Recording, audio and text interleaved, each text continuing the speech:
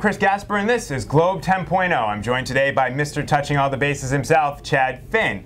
Well, with Ty Warren going on IR with the hip injury now it's the grade 8. That's right. There's only 8 guys left on the Patriots roster that were on the team the last time they won a Super Bowl. I know it doesn't seem that long ago, but actually it's been a while in NFL years. So when you saw this team take on the Saints on Thursday night, there were a lot of young players out there trying to prove themselves.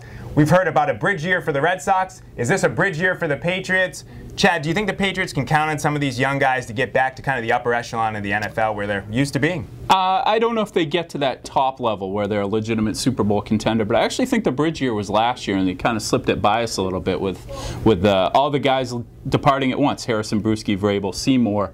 They just did it in one fell swoop and brought in all these young guys. And I expect guys like Chung and Butler and maybe even Terrence Wheatley to take another step this year. I think you hit the nail on the head. And there's a changing of the guard, I think, going on with this team, and it's primarily on defense because there are guys like Brandon Spike stepping in. Pat Chung looks like he's going to be a starter this year at safety. You have Darius Butler on the other side opposite Lee Bodden. They drafted McCourty. That's where the youth is, because if you look at the offense, there's guys you can count on, Brady and Moss.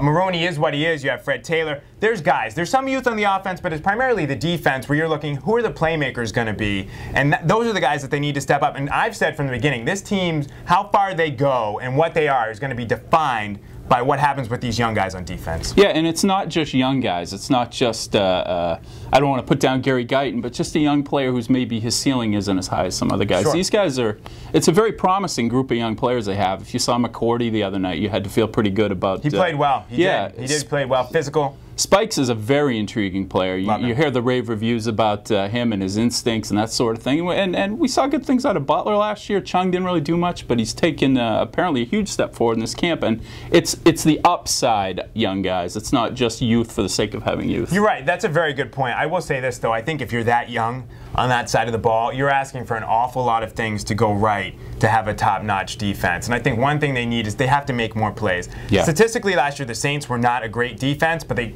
caused a ton of turnovers, and they found a way to get to the quarterback at key times. And I think if you're asking younger players, I know this guy's banged up, Jermaine Cunningham, getting Burgess back, I think obviously helps him, and he's an older guy. But I still look at it and I say, who are the playmakers? Outside of Mayo, I'm not really sure who the playmakers, Bodden, are on this defense. Yeah, that's a great point, because you looked at the guys you're counting on to do that last year. It's probably Mayo and Merriweather. Merriweather still reminds me of Tabucky Jones a little too much. It's harsh. Not total Tabucky, but Merriweather did go to the Pro Bowl. That's a fact. He did. That is a fact. Was he the 18th alternate at safety? Is that what?